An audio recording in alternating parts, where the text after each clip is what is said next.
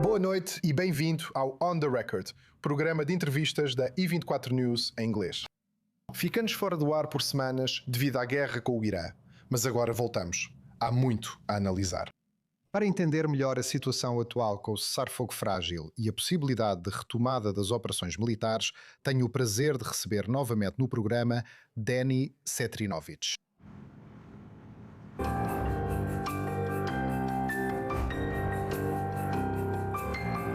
Cetrinovic é pesquisador sênior no programa de Irã e do eixo xiita no Instituto de Estudos de Segurança Nacional.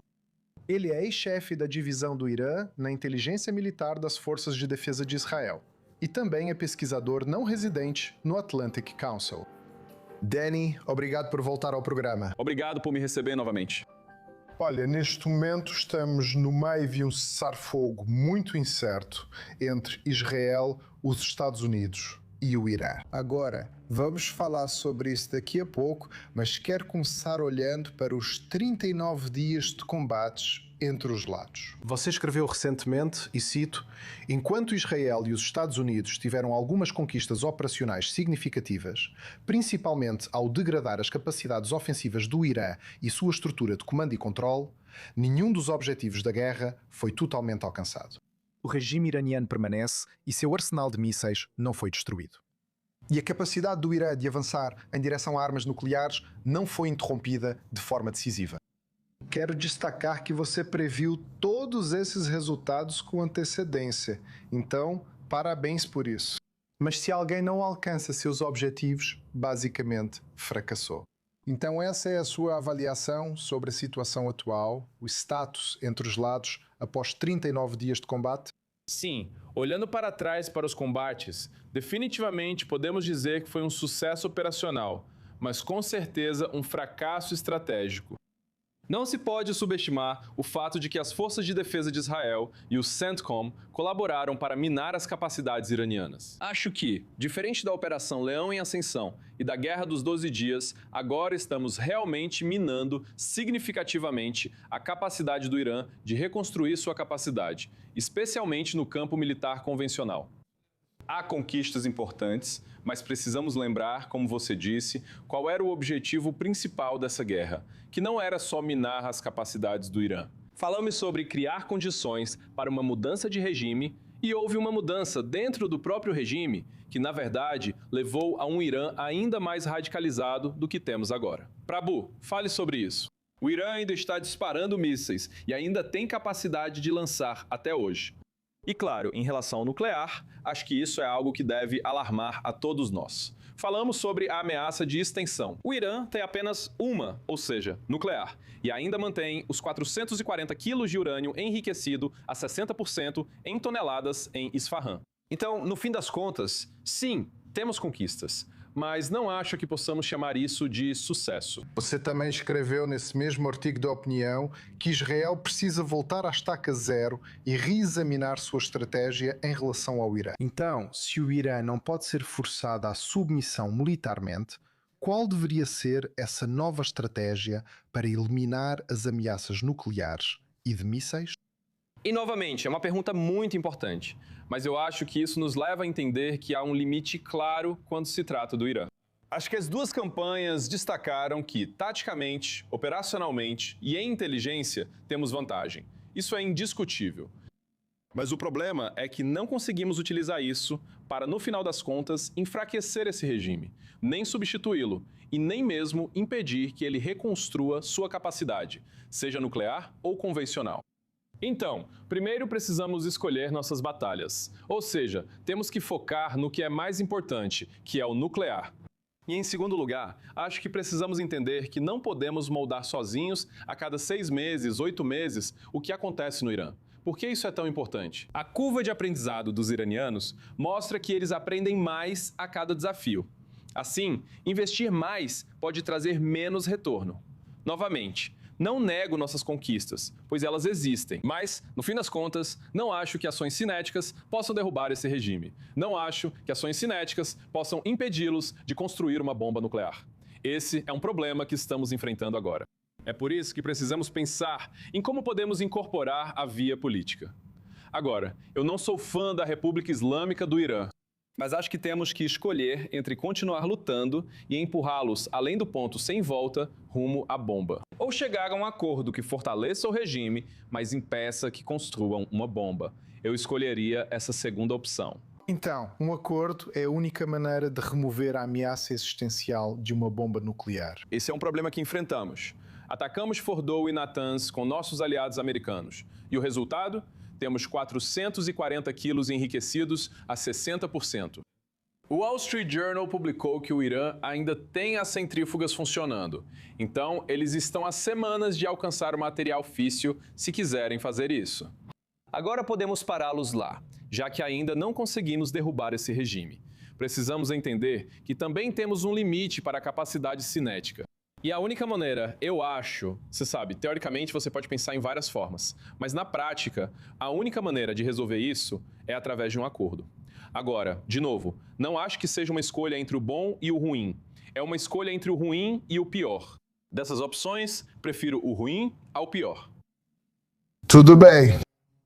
E nesse acordo, a expectativa seria, ou os críticos do acordo diriam, que o Irã vai trapacear em cada oportunidade. E qualquer coisa menos do que uma verificação completa com acesso total para inspectores internacionais não é apenas um mau acordo, mas é um acordo perigoso. Você vê um cenário em que o Irã concorda em permitir acesso total a todos os seus locais, até mesmo, por exemplo, à montanha Pinkax, que para eles é ultra secreta? E, novamente, uma pergunta muito boa. Eu acho que, quando você observa o que os iranianos vão insistir e, na verdade, o que eles vão ceder, acredito que eles vão insistir em duas coisas principais. Eles vão insistir no direito de enriquecer, ou seja, que as centrífugas continuem funcionando. Não importa se será agora, em 5 ou 7 anos, não em 20 como querem os americanos, mas certamente estão dispostos a suspender isso, pois ninguém está enriquecendo agora no Irã.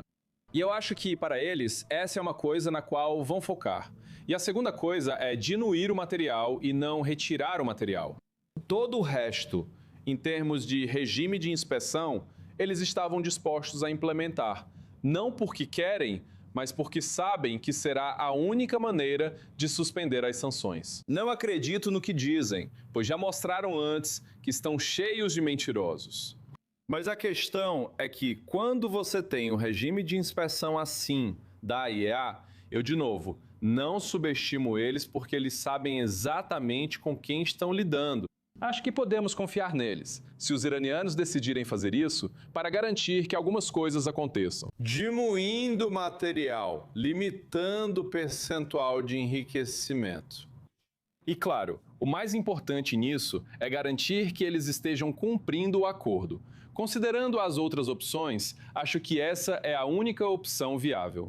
E, novamente, olhando para trás, para o regime de inspeção no Irã, acho que foi algo muito, muito positivo, pois os permitiu entender o que está acontecendo nesses locais. E mais do que isso impediu os iranianos de desviar material.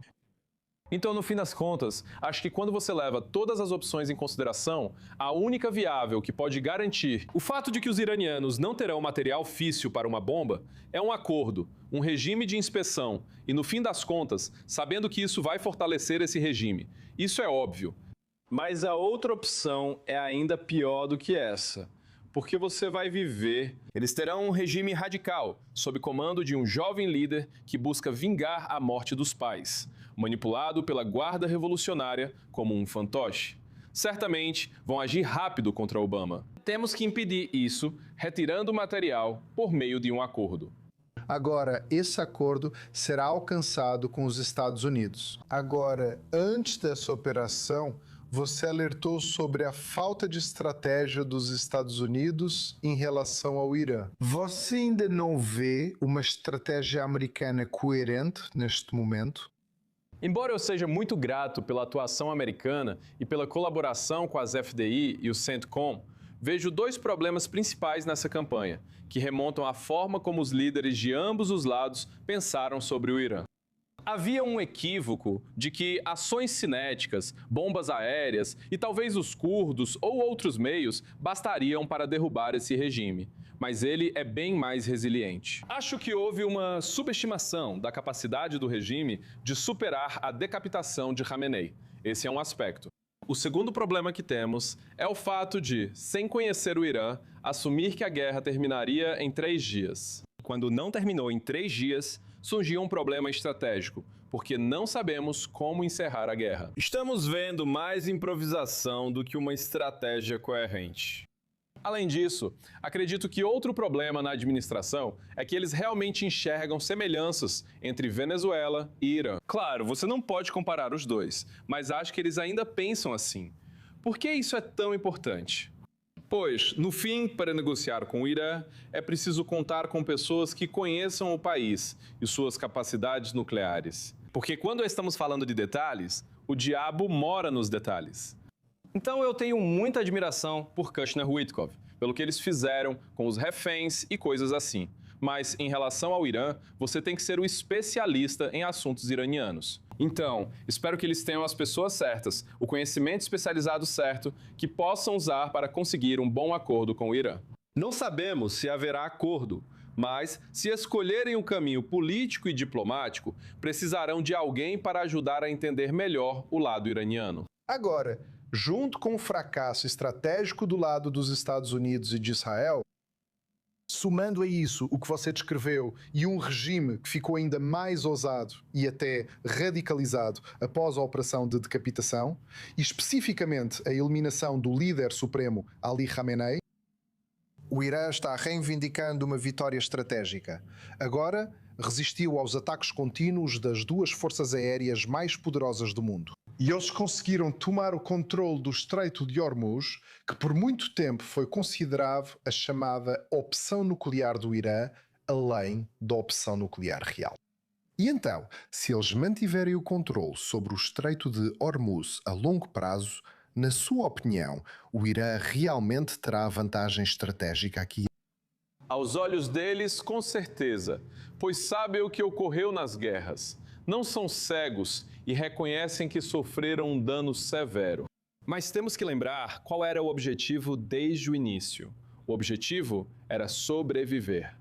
O objetivo não era só sobreviver, mas também causar muita dor para lhes permitir construir uma nova realidade estratégica, e não apenas um cessar-fogo pelo cessar-fogo. Acho que eles acreditam estar no caminho para isso. Agora, e eu não acho que possamos enfraquecer esse regime agora. Então, para eles, o pior já passou. Decapitamos Khamenei e eles permanecem. Só destaco mais um motivo para acreditar que a radicalização é tão forte. Porque, sabe, antes de a guerra começar, não sou fã de Ali Khamenei, mas ele equilibrava o sistema iraniano. Sabe, quando Arakshi Wittkopf voltou para o Conselho de Segurança Nacional, O ministro das Relações Exteriores? ele voltou para Ali Larijani, secretário do Conselho Supremo de Segurança Nacional, e estão construindo acomodações para o líder supremo, Camille Líder Supremo. Ele atua como um contrapeso. O coração dele sempre esteve com o CGRI, mas era muito pragmático, não como pensamos sobre Israel, mas ao perceber que precisava decidir o que seria melhor para o futuro do regime. Por isso, permitiu que Wittkopf encontrasse Arakshi e tudo mais. Ele decidiu e ponto. Ninguém pode desafiar sua decisão. Agora, o que temos é um líder jovem, muito inexperiente, que foi eleito porque seu pai foi morto. Não acredito que em outro mundo Mutyabakani teria sido eleito, pois só foi eleito para dar continuidade e porque a Guarda Revolucionária o impulsionou, já que o controlam. A Guarda Revolucionária é muito dominante e o sistema muito descentralizado. É muito difícil negociar com eles agora. O que pensávamos sobre a restrição que Khamenei, o pai, impôs de 2.000 quilômetros para mísseis e o Estreito de Hormuz, agora acabou. Não é que eles sejam descontrolados, mas agora eles têm menos, digamos, freios e contrapesos no Irã. Então, Hormuz é exatamente isso. Desta vez, ao contrário da Guerra de 12 Dias, controlaram Hormuz imediatamente. Para eles, isso agora é tão importante quanto os mísseis e a questão nuclear. Agora tem também a questão econômica. Vão cobrar cerca de 2 milhões de dólares de cada petroleiro que passar por um novo pedágio. Não sei o que vai acontecer. Acredito que não haverá acordo para fechar o Estreito de Hormuz, pois para o presidente Trump isso é crucial na campanha. Vale lembrar que o estreito já estava aberto antes da campanha. No fim das contas, não acho que, na situação atual sobre mísseis, nuclear e Hormuz, eles estejam dispostos a grandes concessões, pois acreditam que venceram, não perderam. Então eu quero te questionar aqui, porque o bloqueio ao Irã pode prejudicar severamente a capacidade económica do regime islâmico, potencialmente forçando-o a fazer concessões. Novamente, estou destacando o termo potencialmente. Então, isso não poderia ser o fator que falta para pressionar o Irã? Na minha opinião, não. E eu digo que o que não conseguimos em 40 dias de guerra, não vamos conseguir com um bloqueio marítimo que não pode parar os petroleiros chineses, eu acho, como vimos hoje. E eu explico ainda mais. Para os iranianos, é uma disputa para ver quem aguenta mais dor. Eles acreditam que podem suportar mais. Quando você tem um regime que não se importa nem um pouco com os civis, ele leva vantagem, porque sabe que as consequências secundárias e terciárias do bloqueio em Hormuz serão tão graves que os Estados Unidos não conseguirão aguentar isso por muito tempo. E mais do que isso, acho que a situação é instável. Então, se nenhum acordo for alcançado no Paquistão esta semana, na próxima, ou seja, quando for, no fim das contas, e se o bloqueio for eficiente, então os iranianos vão retaliar de alguma forma. Vão atacar todos os navios ou petroleiros dos Estados Unidos tentando passar pelo estreito. Então, não existe um ganha-ganha aqui. É perde-perde. E eu acho que, para eles conseguem suportar muito mais do que os Estados Unidos conseguem suportar. Então, no fim das contas, nenhum acordo com o bloqueio e o atrito. Acho que voltaremos a lutar com facilidade. Novamente, tudo depende do que ocorrer no Paquistão. Mas a situação do bloqueio não é sustentável, de forma que, eventualmente, o atrito vai levar a uma escalada.